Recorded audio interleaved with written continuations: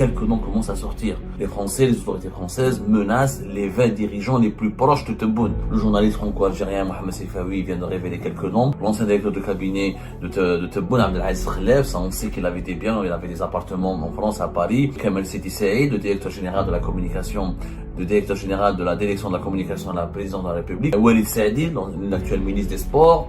Salah Goudjil, l'ex-président du Conseil de la Nation. Son fils, Mohamed Goudjil, possède un certain nombre d'appartements, notamment à Courbevoie. Boualem, le directeur de cabinet de Tebboune. Cherif Rahmani, qui n'occupe pas de fonction, l'ex-ministre, l'ex-wali d'Alger, mais qui est très proche de Tebboune. Les autorités françaises veulent sanctionner toutes les personnes qui exercent une influence sur Tebboune. On n'a pas tous les noms, parce qu'il y a aussi des militaires, et les Français ne veulent pas révéler leur nom. Si la France utilise cette arme de sanctionner directement les biens et l'argent, geler et bloquer l'argent et les biens des dirigeants algériens en France, les autorités françaises vont ouvrir une voie judiciaire, vont ouvrir une bataille qui sera judiciaire et politique aux lourdes conséquences. Ça sera la fin des relations avec l'Algérie. Parce que derrière ces biens et avoirs financiers immobiliers des dirigeants algériens, il y a des scandales de corruption. Quelques noms commencent à sortir. Ces 20 personnes, comme on l'a dit tout à l'heure, ils étaient très faciles à deviner. Les Français, les autorités françaises menacent les 20 dirigeants les plus proches de Tebboune. Les dirigeants qui occupent des fonctions importantes au sein du pouvoir algérien. Ils n'ont pas ciblé d'anciens dirigeants à la retraite, ou des dirigeants qui ont occupé des fonctions à l'époque de Bouteflika, ou des dirigeants qui occupent une fonction subalterne.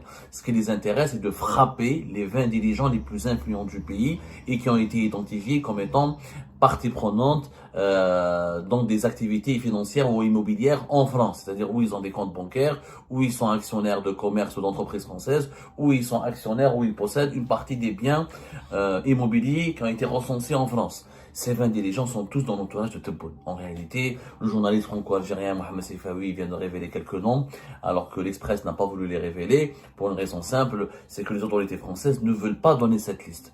Mohamed Seifaoui a donné que quelques noms qui étaient attendus. L'ancien directeur de cabinet de Tebboune, Abdelaziz Khelef, ça on sait qu'il avait des biens, il avait des appartements en France, à Paris, qu'il les a mis au nom de sa fille depuis des années d'ailleurs. Abdelaziz Khelef a investi son argent en France depuis longtemps, même dès qu'il a quitté, il était ancien ministre, il a été banquier, il a travaillé à l'international. Abdelaziz Khelef, c'est un cas particulier, comme il a travaillé à l'international dans des banques, etc., avec des banques internationales, il pourrait peut-être justifier une partie de ses placements en France. C'est pas le cas de Kamel Sidi Saïd, le directeur général de la communication, le directeur général de la direction de la communication de la présidence de la République, qui a été identifié comme ayant des biens et il est cité dans des biens ou des comptes bancaires en France. Walid Saadi, l'actuel ministre des Sports. Salah Goudjil, l'ex-président du Conseil de la Nation, on le dit depuis des années, nous on a été les premiers à le dire. Son fils, Mohamed Goudjil, possède un certain nombre d'appartements, notamment à Courbevoie, dans la banlieue de Paris, dans l'une des banlieues chics de Paris, collée à la Défense, à Paris, le quartier des affaires de Paris, de la capitale française. Il y a aussi des personnes qui, Boualem, le directeur de cabinet de Tebboune, qui a été identifié comme étant possédant des comptes bancaires ou des biens immobiliers ou des comptes bancaires où ils sont actionnaires, où ils ont des participations dans des entreprises françaises. Boualem, Kamel Sidi Saïd, Abdelaziz Khelef, Salah Goudjil, Walid Saadi, Cherif Rahmani, qui n'occupe pas de fonction, l'ex-ministre, l'ex-wali d'Alger, mais qui est très proche de Tebboune. Cherif Rahmani, on lui impute même le rôle de conseiller de l'ombre de Tebboune. C'est pour ça qu'il a été inclus dans cette liste par les autorités françaises, parce que les autorités françaises veulent sanctionner toutes les personnes qui exercent une influence sur Tebboune et que les autorités françaises pensent que ces personnes, ou elles ne jouent pas suffisamment leur rôle pour déconseiller à Tebboune de pratiquer une politique anti-française, ou elles alimentent les délires anti-français de Tebboune, comme le disent les sources françaises à qui nous avons posé la question. Donc, on n'a pas tous les noms, parce qu'il y a aussi des militaires, et les Français ne veulent pas révéler leur nom. Il faut savoir, encore une fois, comme je l'ai dit dans la première émission, j'étais très clair, les autorités françaises ne veulent pas aller jusqu'à utiliser cette arme. C'est parce que si la France utilise cette arme de sanctionner directement les biens et l'argent, et geler et bloquer l'argent et les biens des dirigeants algériens en France, les autorités françaises vont ouvrir une voie judiciaire, vont ouvrir une bataille qui sera judiciaire et politique aux lourdes conséquences. Aux lourdes conséquences. Ça sera la fin des relations avec l'Algérie. Parce que derrière ces biens et avoirs financiers immobiliers des dirigeants algériens, il y a des scandales de corruption. Il y a des affaires de corruption, il y a des Salah Goudjil et sa famille, comment ils ont pu avoir des appartements en France à Paris. Mohamed Goudjil en a parlé, nos filles Courbevoie. Comment quelqu'un il a fait toute sa vie la politique, son fils, il a été diplomate à un moment donné ici en France, il a travaillé un petit peu comme au consulat d'Algérie à Pontoise, mais en aucun moment ses revenus ne peuvent justifier le patrimoine qu'il dispose ou qu'il a pu s'offrir à Paris en France. C'est pas possible. Même les Français, quand ils travaillent toute leur vie, ils peuvent pas acheter à Courbevoie, dans le 16e arrondissement, à Neuilly-sur-Seine, à Puteaux. Ça, c'est des villes très chics en France. Il faut être riche. C'est-à-dire, les logements là-bas, les appartements valent entre 500 000 jusqu'à 1 million d'euros. C'est extrêmement cher. Dans les petits studios, c'est 400 000 euros. Donc, c'est de la corruption. La France, elle est très mal à l'aise dans cette histoire. Parce que si elle révèle les affaires de corruption des dirigeants algériens, eh ben, l'opposition en France, la justice française, les médias français vont tous se poser la question de la complicité. Pourquoi les autorités françaises ont laissé faire? Mohamed Goudjil, le fils de Salah Goudjil, depuis des années, il accumule un patrimoine important en France, il travaille auprès de l'ambassade d'Algérie en France, il utilise, c'est pas avec son salaire de l'ambassade d'Algérie en France qu'il a pu acheter des appartements, qu'il peut entretenir son train de vie de prince. C'est connu. Quelqu'un comme Boualem, Kamel Sidi Saïed, ils ont travaillé toute leur vie en Algérie. Comment ils arrivent à avoir des intérêts financiers en France? Comment est-ce possible? Le dinar n'est pas convertible. La réglementation d'échange en Algérie l'interdit. Il y a le cas de Walid Saadi et de Abdelaziz Khelef sur lequel nous sommes en train d'enquêter. On en parlera plus tard. On est en train de préparer nos enquêtes parce que maintenant qu'Algérie part, on est en train de récupérer un certain nombre de documents. On fait des investigations. On est en train de recouper certaines informations très précises pour comprendre pour évaluer, pour faire du cas par cas, parce qu'il faut faire du cas par cas. Il y a certains politiques qui étaient déjà entrepreneurs, qui avaient déjà de l'argent ou qui avaient déjà un héritage familial, qui ont vendu leurs actifs en Algérie ou leur héritage familial pour faire des sociétés ou pour acheter des biens en France. C'est un cas qu'il faut distinguer du cas de dirigeants algériens qui n'ont aucun héritage, aucune activité économique, qui étaient juste salariés de l'État. Salariés de l'État, ou des magistrats, ou des juges, ou des cadres ou des directeurs centraux de certains ministères, etc. Et qui pouvaient en aucun cas qui ne pouvaient en aucun cas investir à l'étranger. Il faut savoir qu'en Algérie, même si tu es homme d'affaires, t'as pas le droit d'avoir des biens immobiliers, des comptes bancaires à l'étranger. La réglementation algérienne l'interdit. La réglementation algérienne, elle interdit clairement de posséder tout avoir à l'étranger, que ce soit des avoirs financiers ou des avoirs immobiliers. La réglementation algérienne est très claire. Il faut une autorisation de la Banque d'Algérie pour pouvoir avoir une possibilité d'avoir des biens à l'étranger. Et cette réglementation, c'est la réglementation d'échange. Elle interdit carrément, elle fixe des conditions draconiennes pour le transfert des capitaux à l'étranger. Et c'est pas possible. Tu peux normalement, dans certains cadres, il faut une autorisation pour investir, mais en réalité, ces gens-là n'investissent pas. Acheter un appartement dans les banlieues chics du quartier chic de Paris, c'est pas un investissement économique, c'est un investissement personnel. C'est de l'enrichissement à titre personnel. Donc encore une fois, la Banque d'Algérie, les règlements de la Banque d'Algérie, les règlements de la réglementation d'échange en Algérie, tout ce qui est infraction à la réglementation d'échange est puni par la prison ferme en Algérie. Les lois l'interdisent. Et les lois l'interdisent, mais on l'a répété à 1000 fois, 1000 reprises, c'est interdit. Mais les gens ne veulent pas, les dirigeants algériens n'ont jamais respecté cette réglementation qui est appliquée sur le pauvre peuple, quand les Algériennes et les Algériens partaient à l'étranger avec plus de 1000 euros, ou avec 2000 euros, ou avec 5000 euros, ou avec 7000 euros en espèces, ils étaient saisis au niveau des aéroports, ils étaient emmerdés, etc.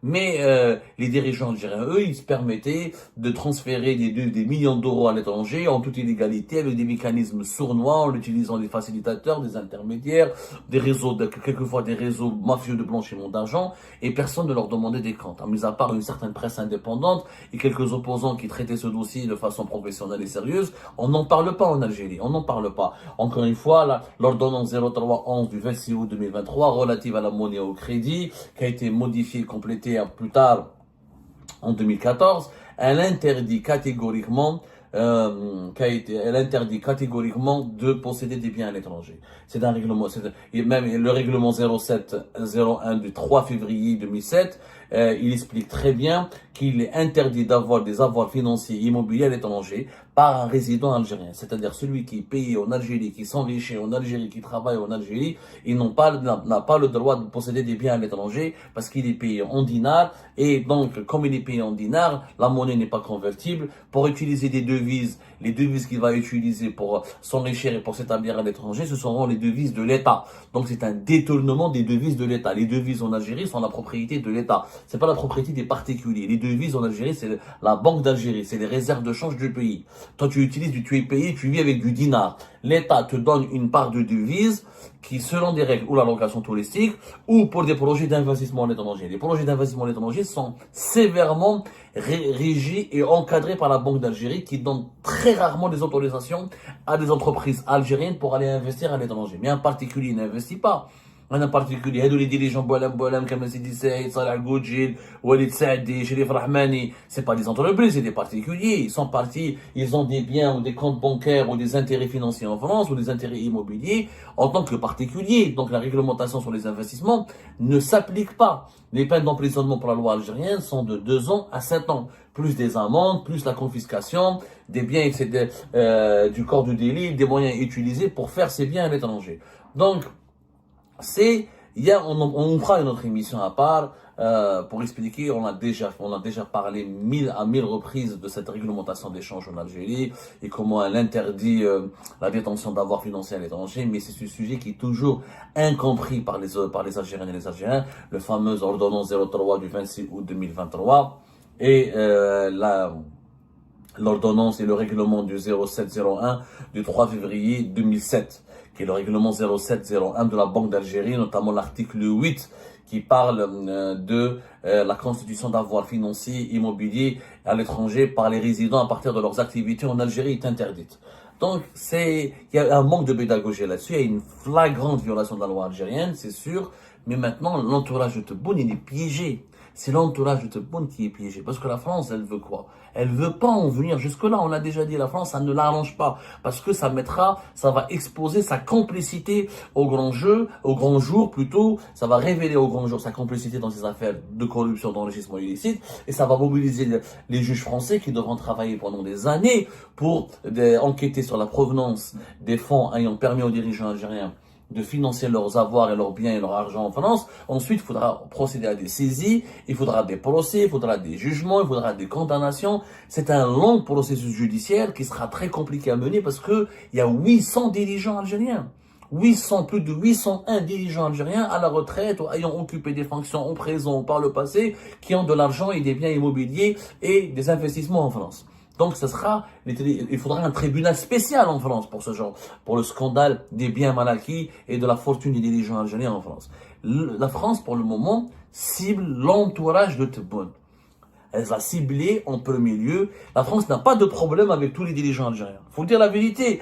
Il y a effectivement une part d'hypocrisie, vous allez me dire. Effectivement, il y a une part d'hypocrisie. Les dirigeants algériens qui ont des biens en France et qui n'ont pas de problème avec la France et qui n'ont pas pratiqué une politique anti-française et qui n'ont pas menacé ou touché aux intérêts français, ils seront épargnés, ils ne seront pas cités, ils ne seront pas inquiétés.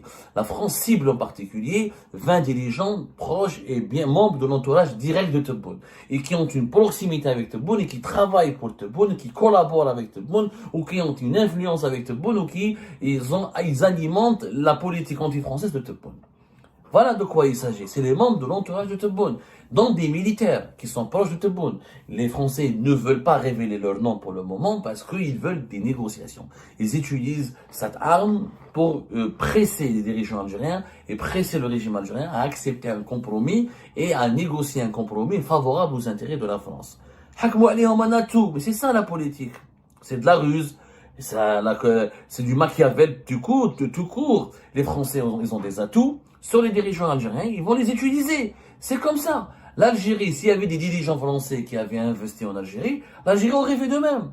Le régime algérien, s'il y avait d'anciens ministres français, d'anciens généraux français, d'anciens conseillers à la présidence française, s'il y avait des personnalités politiques ou militaires françaises qui aurait investi en Algérie. En plein conflit diplomatique et politique avec avec la France, l'Algérie aurait utilisé cette carte. Ah ben voilà. Ouais. Vous dirigeants ont investi chez nous, on va geler leurs avoirs, on va l'enquêter chez eux, on va enquêter sur eux, on va faire des perquisitions chez eux en Algérie, parce qu'ils ont des biens en Algérie, on va utiliser cette carte pour affaiblir la France pour le bras de fer, pour que l'Algérie gagne son bras de fer.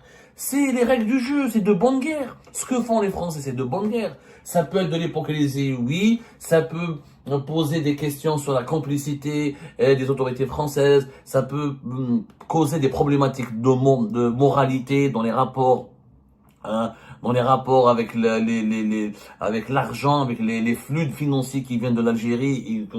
Une partie de ces flux financiers, ce sont des détournements de fonds publics qui auraient pu servir à financer le développement de l'Algérie, qui se retrouvent en France à financer des biens et de l'argent des dirigeants algériens. Il y a des problématiques de moralité, il y a des problématiques éthiques, mais pour la France, elle a des intérêts, elle utilise toutes ces cartes. C'est tout. Et l'entourage de Tebboune aujourd'hui dans des sales draps. Parce que Tebboune pratique une politique anti-française, il a oublié que dans son entourage, il y en a beaucoup qui ont des intérêts en France, et qui ont traité avec la France, qui ont commercé avec la France, qui ont acheté en France, qui ont même des papiers français, qui ont des parents. N'oubliez pas, ça c'est rien que le dossier des biens et de l'argent des dirigeants algériens. Il y a un autre dossier, c'est les papiers, les titres de résidence, des enfants, des neveux, des parents, des cousins, des beaux-frères et des belles-filles des dirigeants algériens en France. Tebboune, il a des neveux en France, il a les enfants de sa sœur qui vivent en France. Il a les enfants de sa sœur qui vivent en France. Et les Français demain peuvent bloquer le papier. Toi, tu es contre moi. Tu m'insultes. Tu nous insultes. Tu pratiques une politique anti-française et tu veux qu'on donne des papiers à tes neveux? C'est logique qu'ils vont le faire. L'Algérie aurait fait la même chose. Est-ce que l'Algérie aurait donné des papiers de résidence ou des cartes de séjour à des enfants, ou à des parents, ou à des neveux, ou à des nièces, ou à des beaux-parents, ou à des beaux-pères de dirigeants d'un État étranger qui est hostile à l'Algérie? Vous imaginez que l'Algérie, est-ce que l'Algérie aurait pu donner des papiers à des enfants, ou à des parents de dirigeants marocains? C'est pas possible, c'est inimaginable. Et ben la France aussi, elle va se dire, mais pourquoi je vais continuer à donner des papiers, à accepter le séjour sur mon territoire d'enfants ou de parents de dirigeants algériens qui m'insultent jour et nuit? D'ailleurs, dans l'article qui a été signé par Mohamed Sifawi à Rupture, il y a une citation extrêmement, que je trouve pertinente, juste, d'un haut responsable français qui dit, voilà, vous ne pouvez pas jamais les responsables français n'avaient jusque-là accepté d'aborder l'épineux dossier des patrimoines détenus en France par des dignitaires qui, pour beaucoup d'entre eux, ont acquis ces biens de manière malhonnête. Alors, il y a juste... voilà ce qu'un dirigeant français a exprimé, a dit de façon anonyme, qu'est-ce qu'il a confié de façon anonyme à Mohamed Sifawi. Ils ne peuvent pas poursuivre cette politique d'humiliation et d'injure qu'ils mènent contre nous, tout en continuant d'entretenir en France un patrimoine qu'on soupçonne fortement qu'il a été mal acquis. C'est un haut responsable de Bercy, c'est le ministère de l'économie et des finances ici en France, qui a fait cette déclaration à titre anonyme à Mohamed Sifawi, le journaliste franco-algérien. Ils ne peuvent pas poursuivre cette politique d'humiliation alors qu'ils entretiennent en France des intérêts financiers qui sont basés sur des biens mal acquis. On peut pas insulter la France, l'humilier, faire un bras de fer avec elle et se faire de l'argent et cacher son argent en France. À un moment donné, la schizophrénie des dirigeants algériens est en train de causer et de creuser leur propre tombe. Je dis bien de causer et de creuser plutôt leur propre tombe.